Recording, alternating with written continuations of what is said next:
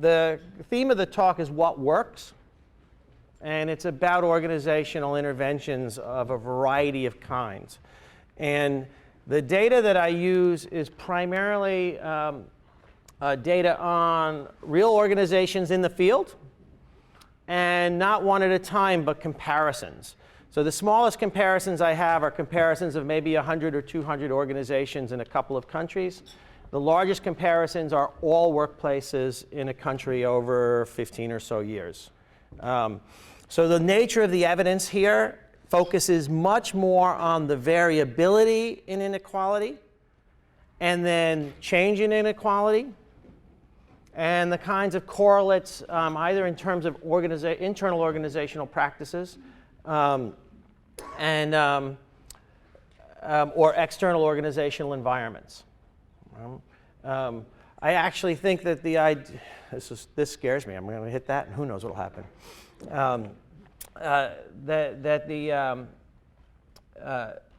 That the interventions in the real world, of course, are not experimental.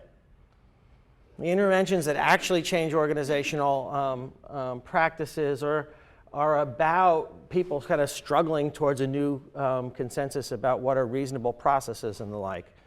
And so that's where I'm going. Does anyone know what I'm supposed to do now? It's okay. So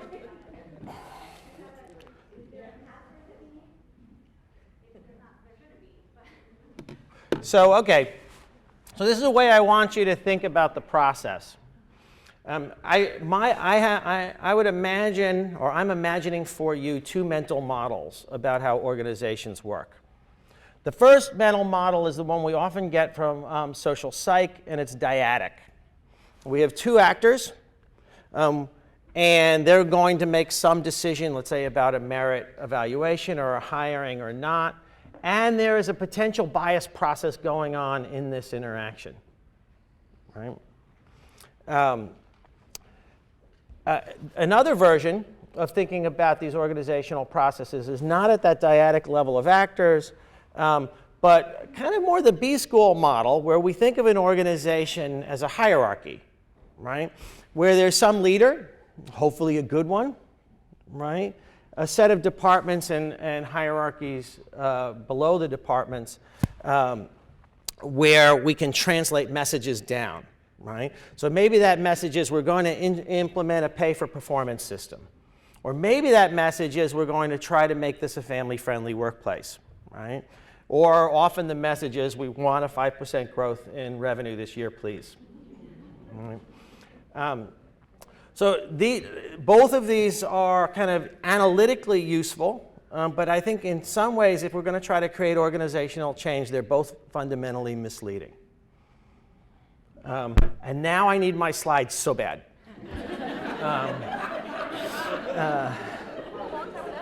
Yeah? So, you know, I was somewhere where there was a similar kind of technological slip-up, and I said, didn't we used to use chalkboards? And I know they're messy, and for black suits, they're terrible, but there we are. Okay, so here's the image I want you to think of. I want you, ready? Okay? I want you to think of an organization as a kind of a ball, not a hierarchy, right? The kind of the organizational chart version of it makes you want to think about it as a kind of a pyramid with powerful, smart people at the top and other people in the middle, et cetera. So I want you to think of it not as a hierarchy, and certainly not as a dyad, but as a ball. All right, you got it? Got your image? All right. Now what's inside of that ball, actually I'm going to change the metaphor. It's a bowl, right? What's inside of that bowl is a pile of spaghetti. Right, you got it? Yeah. Right? There's no sauce, because it's hard to do that image, right? So there's a pile of spaghetti. Now, the way I think about that pile of spaghetti is as a network, right? And that the actual guts of an organization is a social network. It's a relationship among human beings, often draped over a set of relationships among jobs. Oh, we're here, right? And so this is what an organization really looks like, right? It's not a set of dyads. It's a set of mutually reinforcing dyads, triads, and the like. Right? And when you start to think this way, then the problems of organizational interventions become way more complex. Right? So this particular network is a warehouse. And the nodes are jobs in the warehouse. Right? Your CEO-type characters are on the periphery of the networks. They are not where all the decisions are made. They're not where all the interactions happen. Right? And that part of the organization is largely opaque to them. Right? HR sometimes is important, often not. And so this is one way to think about it. In this particular network, do we have a... there we are. This particular network, so this network is produced by the movement of people across jobs over a 7-year period. Right? So it's not the whole network, it's just one network.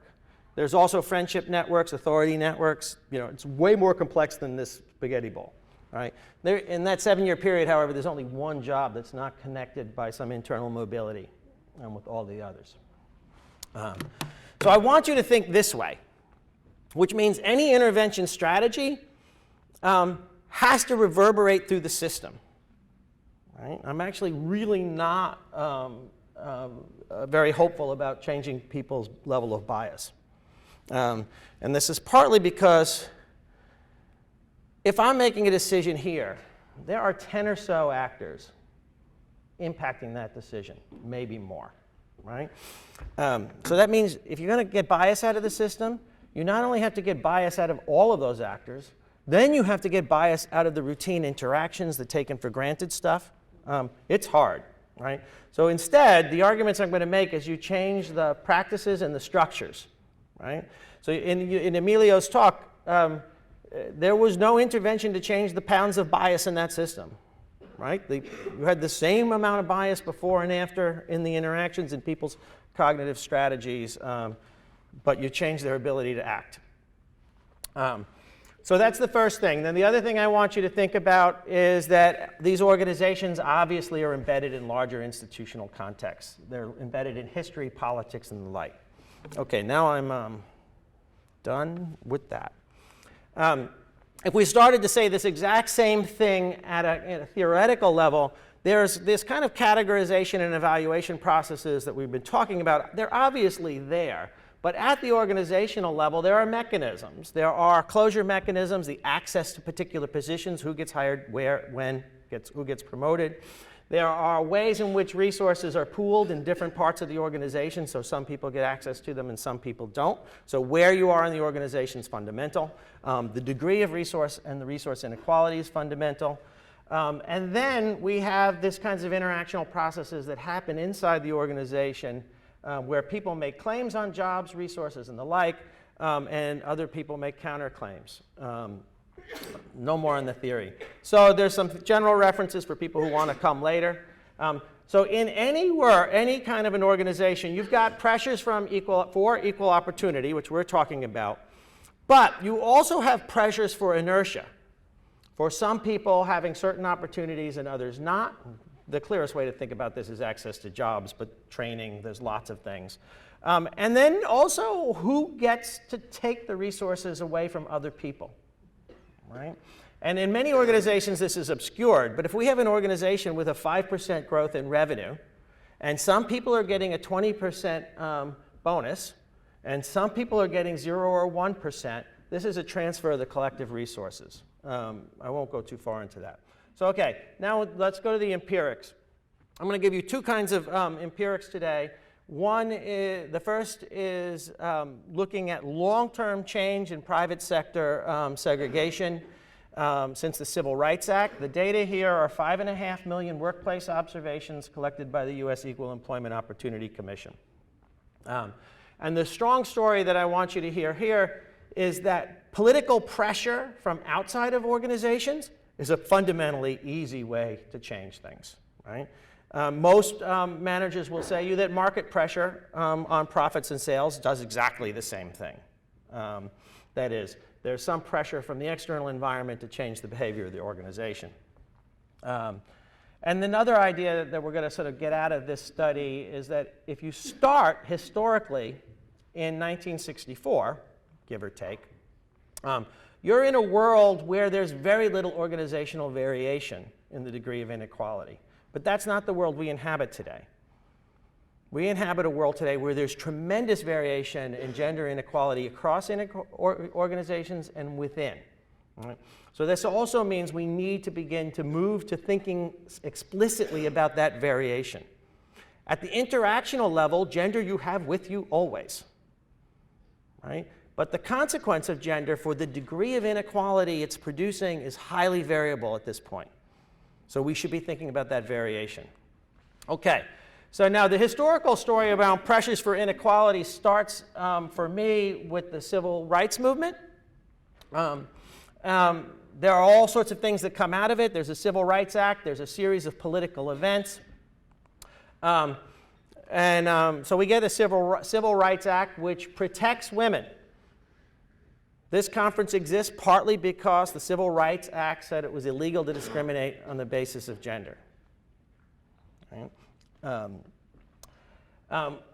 And then the other thing that many people don't know is that right after the Civil Rights Act, the various regulators said, but we don't mean gender. That this is about race. Right? Well, you know, it's totally fair. The politics was about race. The pressure for social change was about race. Right? So looking backwards, it seems a little short-sighted. Okay. And so the commission here is the EEOC, says, no, we don't mean it. And the OFCCP, the Office of Federal Contract Compliance, said the same thing. So this is the world that we have at this moment. Right? And it's this world not only in the sense that we have very high racial segregation in workplaces, very low expectations that African Americans have equality, but it's all about race at this moment. Okay, so here's just a first little nugget. So one of the things we do is look at what happens to private sector employment in terms of the segregation of men and women, that is men and women and blacks and whites being in different jobs in workplaces, right? So the first thing you want to see is those flat lines across the top. Nothing changes for gender in this early period, right? But black men and white men begin to creep towards working together in these private sector firms. And white and black women do as well. Right? Now, I could tell you many other things about this kind of trend, but I want you to see this. The political pressure is really important here. There is no political pressure around gender at this point in history, or it's beginning to form. I can imagine a historian jumping up. Yes, I can tell you about this. But it hasn't penetrated these workplaces yet. Right? Another interesting thing about this is, and here I had meant to say this when I got here, much of which I'm going to say, the things I'm going to say are tied to my research, but much is also tied to the community. So Frank and I'm blanking. Okay, sorry. So Erin and Frank and Sandra Kalev's work, but Frank's especially, I want to talk about right now. I'm going to talk about their work later, actually. So Frank's is about kind of the diffusion of HR practices. This is actually the period before HR practices have diffused, but where the threat value of the civil rights movement and expectations for racial equality is high. But the things change over time, and this is how history works. So history is not like the bias that we have around gender or race, the kind of cognitive bias, which changes really slowly. History actually turns out to be faster. So one of the things is we get a feminist movement, as you all know. The civil rights movement weakens. The change in politics at the state level is gigantic. So before '72, almost all the politics around equal opportunity around race, it turns pink in the '70s, and there's a racial backlash. Right? So now if we're thinking about this as a political pressure on firms, there's now a political pressure that's around gender and a weakening pressure around race. In the '70s, however, we have a federal regulatory apparatus that is growing and deepening. So there's also a federal pressure on firms, right? And so one of the things that we see, this is again segregation. The charts here for like access to managerial jobs are all the same. I'm just doing segregation. It's kind of the overall kind of a measure. So what we see in this kind of 70s period, which we call the short regulatory period, is segregation from white men for all groups go down, the least for black women. But you also get really fairly, I don't have it in this chart, rapid progress of black women getting integrated with white women in workplaces, right? But the politics changes over time. So starting in the 80s, the progress for black women and black men relative to white men stops. Right? And that's that political story, because the politics of it stop. And it's not only that there's no civil rights movement, but there's an organized backlash. Right? The gender revolution takes a little bit longer to stop, but it does. So I mentioned at the beginning that there is this kind of internal heterogeneity, however, that builds. There is desegregation over these periods. There are changes from a world where the assumption of that men and women are always separate, that black and white are always separate, has moved to a kind of a contested world. And so one of the things that we find in the EEOC data is organizations that increase educational screening end up employing less white men, having lower segregation, and increased good job integration. I'm going to come back to this idea later, but you can think of this as formalization in hiring.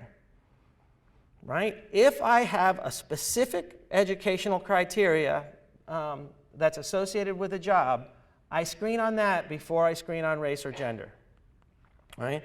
And there's good data that even in this period of stalling for professional jobs, jobs with specific educational requirements, we have continued progress even after the 1980s for African Americans and for white women even after the 2000s. On the other hand, and this is a theme I'll come back to again, high-wage workplaces produce the opposite. Right?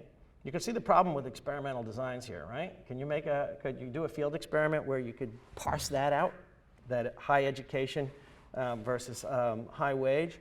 And so that we've got this in the EEOC data. There's lots of evidence that works this, so that if you, and I'll get to that, so there we go. So now I'm going to switch away from that historical project to a contemporary project. In this one, and I'm mostly going to focus on some German data, a little Swedish data. So this is a set of papers, and if you want to know, I didn't put my co-authors up except in this way. If you want to see this, some of this is about comparisons of the United States and Australia, some about Japan and the United States, some about Sweden, some about Germany. I got a new project with 6 countries. Oh, very exciting. All observational, all field, none of it's experimental. Okay, so those are those projects. And so now I'm going to talk a little bit about what we know from those projects and then also from the research of some of the people who are here in the audience about what mechanisms seem to work in this contemporary period where race and gender are not institutionalized as barriers that can't be breached. And so the accountability and transparency you've already heard about, and I said something about it. There's also an argument around equal or better status contact. So this is the Allport originally and Trop and Pettigrew more recently. And there is some good evidence here. Now, the problem with equal status contact in the real world is it's hard to observe. Right? If you think about it this way. But sociologists actually have been studying occupational and job segregation for years. And what precisely is an integrated job? It's equal status contact. It's not equal status contact in that, oh, I don't see gender or race anymore. But it's way more equal status contact that women only do low-wage jobs. African Americans only do low-wage stoop labor. And white guys are at the top or the skilled jobs. It's totally the most powerful way to reduce inequality, is you integrate jobs. And a little evidence on this from our German data. For workers, lower segregation in the workplace, that is for not professionals and managers, for workers. In the German data, this is 100 large German workplaces. For workers, if you reduce segregation at the organizational level, you reduce the gender wage gap. For professionals and managers, you have to do it at the team level. So we talked a little bit about formalization before, and this literature the formalization literature is really confused. Someone here should do a meta story rather than trust what I'm about to say.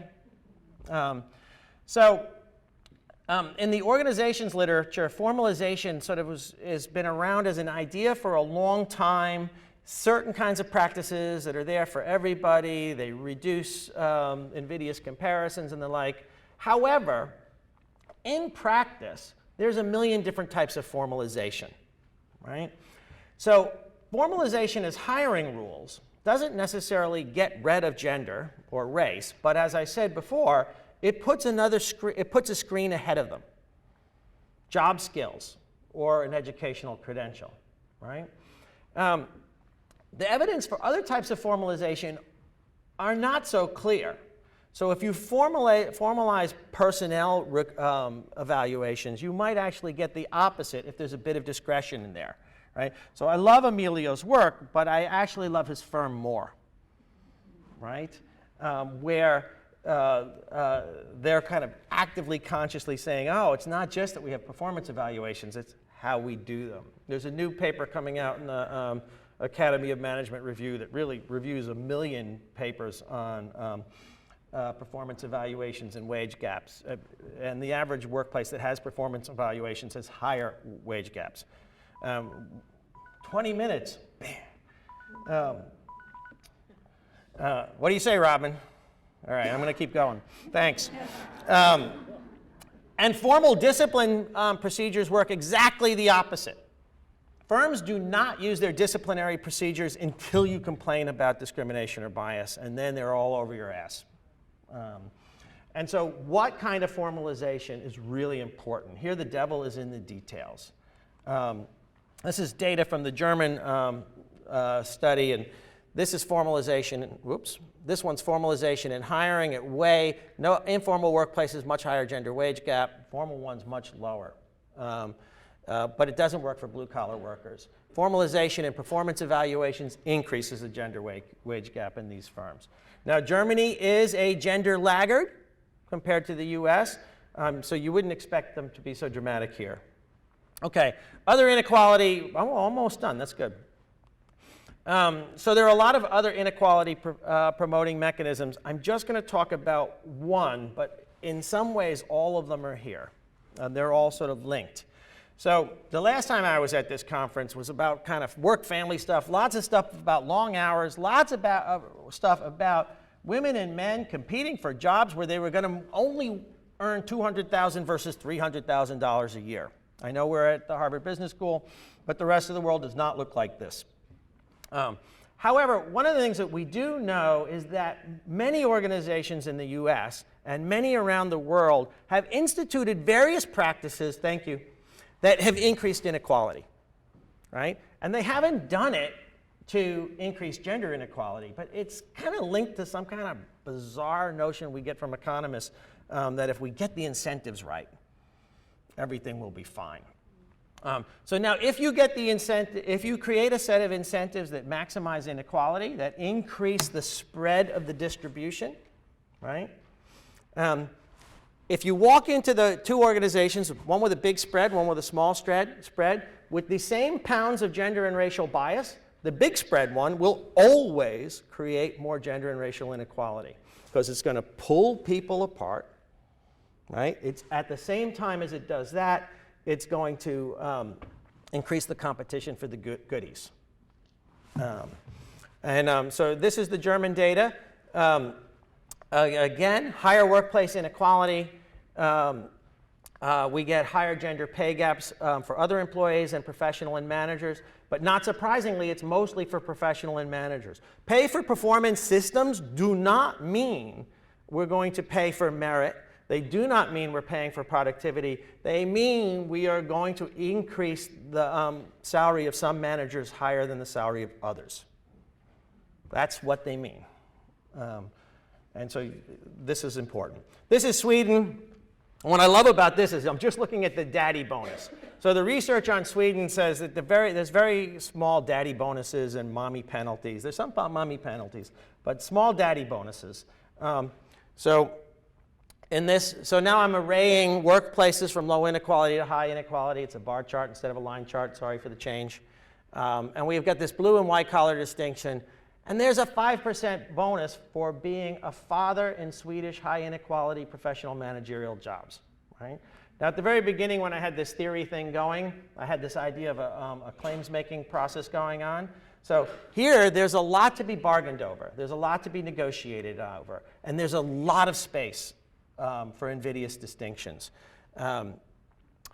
Okay, and there's other things. So one of the things, the last set of slides are what often does not work, what can work, and then it's done.